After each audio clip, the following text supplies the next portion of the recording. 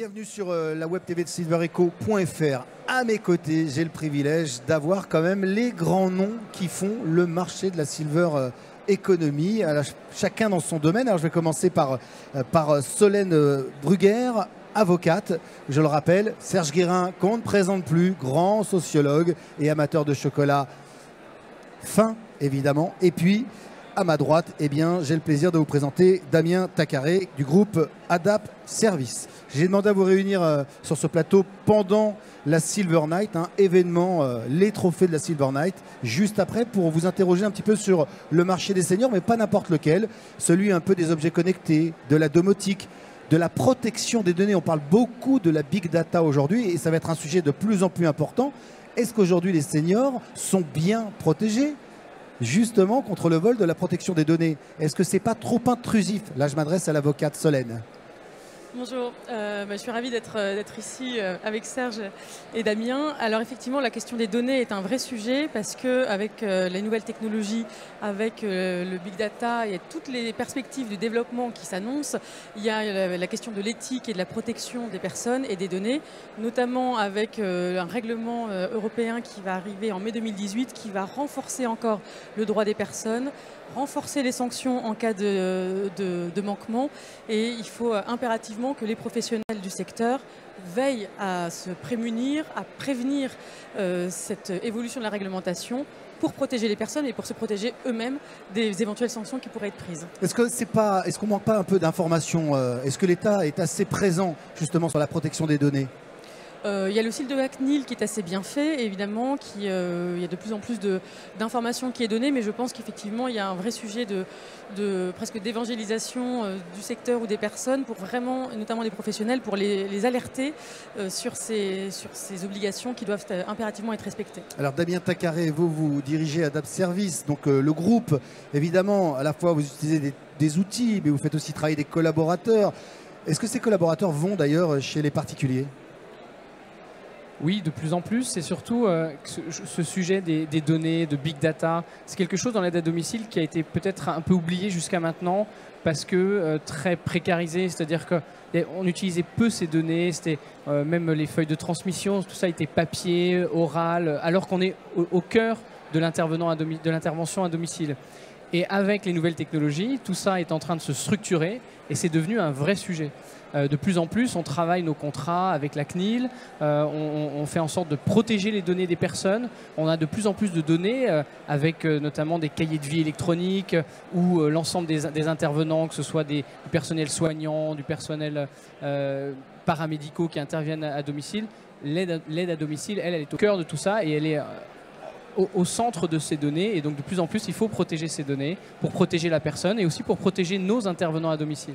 Serge Guérin, qu'en pense le sociologue? Sujet de plus en plus préoccupant, c'est le sujet d'avenir, la big data.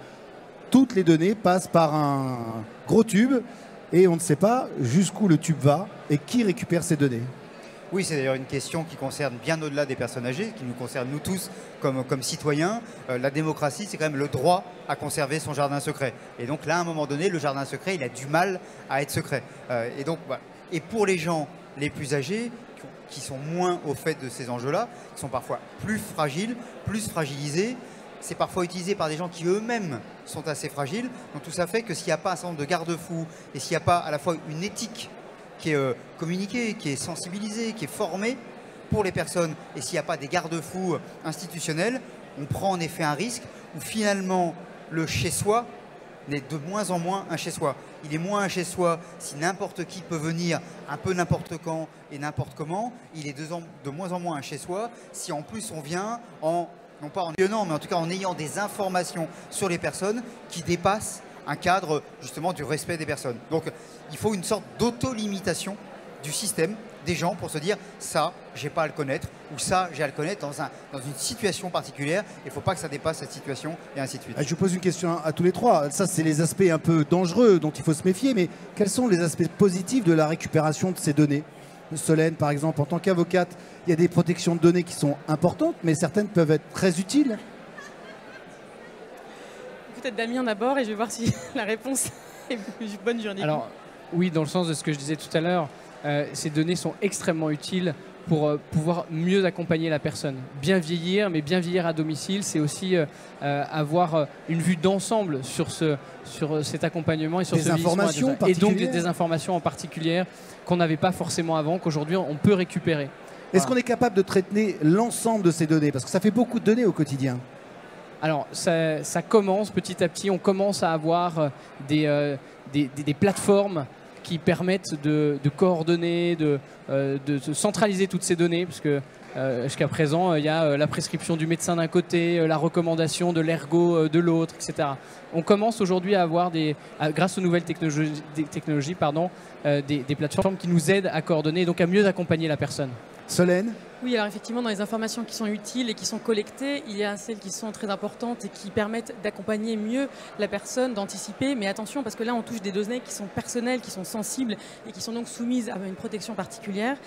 Donc il va falloir veiller à la confidentialité des données, qui a accès à ces informations, qui traite ces informations et comment on va les exploiter avec toutes les précautions qu'il faut faire pour ne pas les vendre à n'importe qui. Serge Guérin, est-ce que la France est un pays en retard concernant le big data? Est-ce qu'il y a des modèles de big data à l'étranger, je pense notamment aux États-Unis, pour ne rien vous cacher, qui fonctionnent, où déjà on voit plutôt émerger beaucoup de problèmes? Le risque, en effet, c'est de l'inflation des données où finalement on ne sait plus les gérer. Et quand il y en a trop, on est incapable de hiérarchiser lesquelles sont importantes. L'enjeu, c'est à la fois de personnaliser la relation à la personne, d'adapter cette relation à la personne et surtout d'éviter, là aussi, une inflation, mais l'inflation, par exemple, de les 10 visites médicales alors qu'une seule aurait suffi. Il suffisait d'avoir ensuite les informations pour les passer à un tel et un tel. C'est donc comment, en respectant le secret médical et autres, mais comment, en fin de compte, on réduit la pression sur la personne en ayant des informations. Il n'y a plus besoin 10 fois de faire les mêmes choses. Et dans ce cas-là, avec donc une utilisation, je dirais, bienveillante et finalement limitée de ces données, on améliorerait non seulement le soin, mais on réduirait aussi les coûts en ayant une meilleure organisation. Merci à tous les trois. Merci Serge, merci Solène. Et donc merci Damien. Je rappelle que vous représentez la société Adapt, le groupe Adapt Service. Nous étions donc sur la web TV de la silvereco.fr. Nous sommes, je le précise, le 20 mars à la Silver Night, au centre des Folies Bergères. Encore merci une fois de votre participation. Merci. Merci beaucoup.